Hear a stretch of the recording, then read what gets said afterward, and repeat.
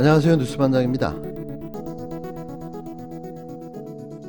이제 국민들께서는 하나의 진영이 분열되지 않고 좀 서로 부족하고 급족하지 않은 게 있어도 서로 협력하고 단결해서 맡은 바 책임을 다하는 걸 기대하시지 않습니까?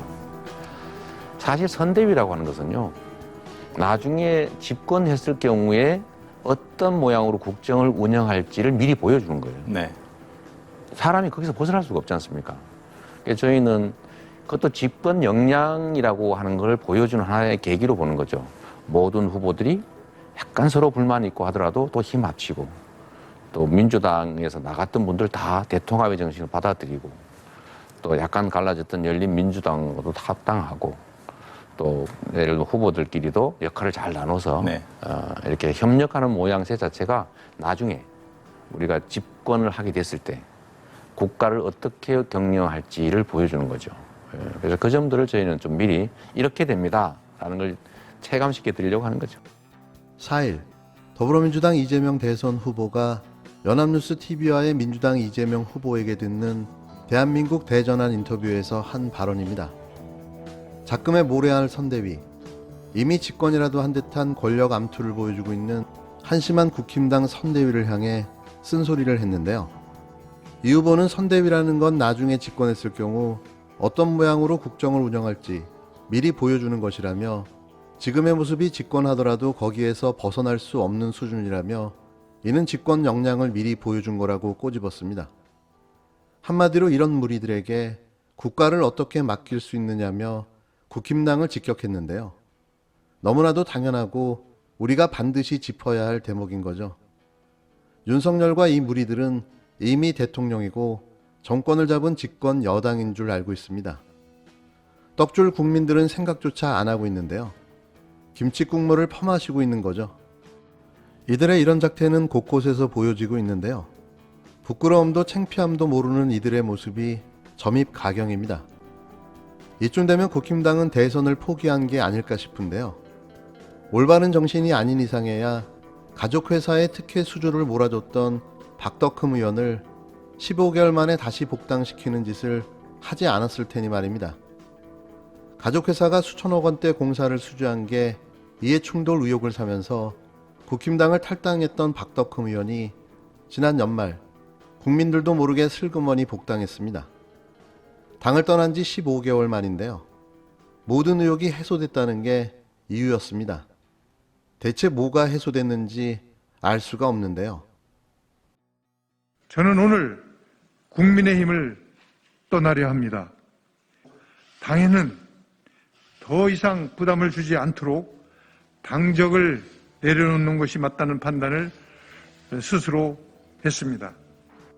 지난 2020년 9월 국회 국토교통위 소속 박덕흠 의원은 스스로 국힘당을 탈당했습니다. 쏟아지는 비난의 소나기를 피하고 보자는 작태였는데요. 가족들이 운영하는 건설 회사 등이 피감기관에서 수천억 원에 이르는 공사를 수주해 이해충돌 논란이 확산됐기 때문이었습니다. 그런데 15개월 만인 지난달 12월 28일 박덕흠 의원은 국힘당 충북도당에 복당 신청을 했고, 이틀 만에 정우택 도당 위원장이 당원 자격 심사위원회를 열어 입당을 허용했는데요. 이 같은 사실은 닷새나 지나서야 외부에 알려졌습니다. 제가 이제 야당 국회의원 입장이고 그런 상황이었으면 제가 소환도 받고 뭔가 벌써 처벌이 있어야 되지 않았었나. 대선에는 제가 이제 우리 이쪽 충북 지역에서 뭐 필요하다 하면 뭐 저한테 연락이 오겠죠. 그러면 제가 또 최선을 다해서 또 열심히 해야죠. 박 의원은 국민들에게 송구하다면서도 그동안 검찰과 경찰에서 조사를 한 번 받지도 않았다는 점을 내세웠는데요. 이런 특혜 의혹이 있었지만 어떤 조사도 수사도 이루어지지 않은 겁니다. 윤석열 후보 선대위는 지난달 박 의원을 충북 선대위원장으로 임명했다 1시간 만에 철회했는데요. 하지만 박 의원은 대선에서 역할을 맡겠다는 뜻도 밝혔습니다. 민주당은 탈당해서 진실을 밝히겠다던 박 의원을 둘러싼 혐의는 전혀 해소되지 않았는데, 난파선인 국힘당의 내용을 겪고 있는 와중에 기습 복당을 결정한 것은 국민 무시라고 비판했는데요. 이건 국민 무시를 넘어선 거죠. 국민을 개돼지로 보고 있지 않는다면 이런 일이 어떻게 가능할까 싶은데요. 이러고도 직권을 꿈꾸는 걸 보면 신박하기 그지없습니다. 위원장이 제재할 수도 있다는 후보의 나는 그런 거 나하고 관계 없어. 자자. 그런 질문은 미안하지만 안 하시는 게 좋을 거야. 국힘당 윤석열 후보가 김종인 총괄 선대위원장과의 결별과 선대위 해체를 결정한 것으로 알려졌습니다. 윤 후보는 오늘 오전 이 같은 내용의 선대위 쇄신안을 직접 발표할 예정인데요. 하루 종일 집거하며 선대위 개편 방안을 숙고한 국힘당 윤석열 후보가 결국 선대위 해체를 결정한 것으로 알려졌습니다. 선대위 관계자는 어젯밤 한 매체와의 통화에서 윤 후보가 김종인 총괄 선대위원장을 포함해 선대위 지도부 전원을 해촉하기로 했다고 전했는데요. 윤 후보는 이 같은 쇄신 방안을 오늘 오전 11시 당사에서 직접 발표할 예정입니다. 선대위 조직은 물론 후보의 일정과 메시지까지 총지휘하겠다는 김 위원장의 개편안을 받아들이지 않고 오히려 결별을 택한 건데요. 선대위 관계자는 김종인 위원장이 독단적으로 선대위 전면 개편을 발표하고 후보는 연기만 하면 된다고 발언한 게 결정적이었다고 전했습니다. 김 위원장의 개편안을 받아들이는 방식으로는 대선 후보로서 상처 입은 리더십과 위상을 회복하기 어렵다고 판단했다는 건데요. 더 망가질 리더십과 위상이 있는지 의문입니다. 대신 실무진 중심의 선대위 본부를 가동하겠다는 구상인데요. 윤핵관 체제가 될 거란 비판을 우려한 듯 권선동 사무총장도 사퇴했습니다. 이는 이준석 당대표의 사퇴까지 밀어붙이자는 심산으로 보여지는데요. 물론 또 슬그머니 기어들어와 또아리를 틀 건 자명하겠지만 말이죠. 물론 장제원 의원도 추가되겠죠. 하지만 앞서 김 위원장은 김종인 배제론을 묻는 질문에 불쾌감을 드러낸 바 있는데요. 후유증이 불가피할 거라는 관측이 나옵니다. 나이가 들수록 삐짐의 정도는 오래가니 뭐 어쩔 수 없는 거죠. 이에 김 위원장은 잘리느니 자진 사퇴하겠다는 뜻을 밝혔는데요. 뜻이 안 맞으면 헤어지는 것이라고 밝혔습니다. 대선이 60여일 남아있는 상황에서 이런 자중질환은 계속될 텐데요. 보기 흐뭇합니다. 윤 후보와 이준석 대표의 냉각기가 계속되는 가운데 김종인 위원장까지 하차시키면서 국힘당은 윤석열 원톱 체제로 대선 시험대에 오르게 됐는데요. 6개월 정치 초짜의 홀로서기, 지금까지도 문제였는데 제대로 대선 완주가 가능할까요? 절대 포기하지 말고 끝까지 완주하길 응원합니다. 김종인 총괄은 킹메이커인 적이 한 번도 없었다라고 여러 번 얘기했는데, 물론 뭐 제가 그렇게 주장해도 보도는 안 해줍니다.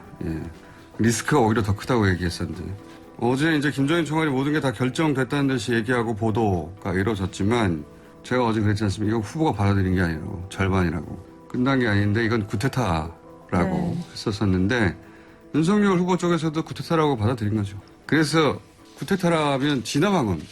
여러 가지 복잡한 얘기 나오는데 본질은 그거예요.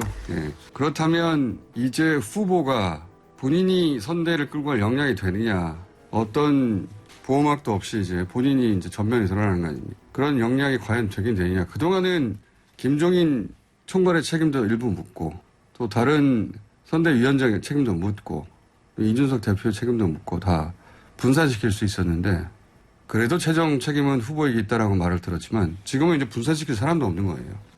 4일 더불어민주당 이재명 대선 후보의 신년 기자회견이 있었습니다. 이날 조선일보의 논란을 유도하는 의도가 너무나도 다분한 황당 질문이 있었는데요. 미중 갈등에 대한 이재명 후보의 입장을 yes or no라는 단답형으로 답변하라는 질문이었습니다. 그러나 이 후보는 말려들지 않고 농담을 섞어가며 가볍게 제압하고 피해갔는데요. 그리고 원칙을 제시하며 국힘당의 미국 추종론을 비판하기까지 했습니다. 이번 대선은 미련한 곰과 영리한 여우와의 싸움 같다는 생각을 해보는데요. 이대로 쭉 대선 승리를 위해 나갔으면 합니다. 후보님께서는 미국이 주도하는 안보협의체 쿼드나 아니면은 통상협의체 인도태평양 경제 프레임워크 이런 거 우리나라가 좀 가입해야 된다고 보시는지 좀 yes or no로 좀 말씀을 해주실 수 있는지. 이게 이제 yes or no, OX 이 제일 어려운 질문이거든요. 요새 그게 유행이더군요. 그 둘 중에 하나 고르는 거. 다른 선택은 없다. 저는 국가 경영에서는 그렇게 하면 안 된다고 생각하죠. 언제나 제3의 선택지를 연구해야 된다. 누군가가 선택을 요구할 때는 그 둘 중에 어떤 걸 선택해도 자신들한테 이익될 경우가 많습니다. 즉 선택당하는 사람은 이익이 아닌 경우가 많죠. 그래서 그 선택지를 우리가 만들어야 됩니다.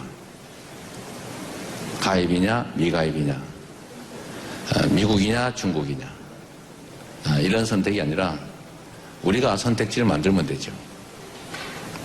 미국과 중국을 동시에 선택할 수도 있는 것이고 둘 다 선택 안 할 수도 있는 것이고 사안에 따라 어느 한쪽을 조금 더 많이 선택할 수도 있는 것이죠. 그래서 실용주의입니다. 그럼 실용주의의 기준은 뭐냐? 바로 국익이고, 국익은 뭐냐? 국민의 삶과 대한민국의 발전이죠. 그래서 지금은 우리가 아까 말씀드렸던 것처럼 경제력 10위, 군사력 6위, 종합국력 6, 7위 이렇게 평가될 정도인데 세계가 우리의 문화에 빠져들고 있지 않습니까? 우리가 그렇게 과거처럼 위축될 필요가 없다. 소심해질 필요가 없다. 당당하게 세계 국가의 일원으로서 우리가 주도권을 가지고도 얼마든지 선택당하지 않고 선택을 요구할 수 있는 상태라고 생각합니다. 지금 이제 코드 말씀하셨는데 그 역시 우리 국가의 이익을 중심으로 판단해야 하고 공식적으로는 코드 가입을 요구받은 바도 없고 공식적으로 논의한 바도 없기 때문에 미리 우리가 어떤 결정을 할 필요는 없는 거죠. 물어봐도 미리 대답할 필요는 없는 것이고 물어보는들 그때 가서 우리가 필요한 우리의 입장에서 제3의 답을 할 수도 있는 것이다.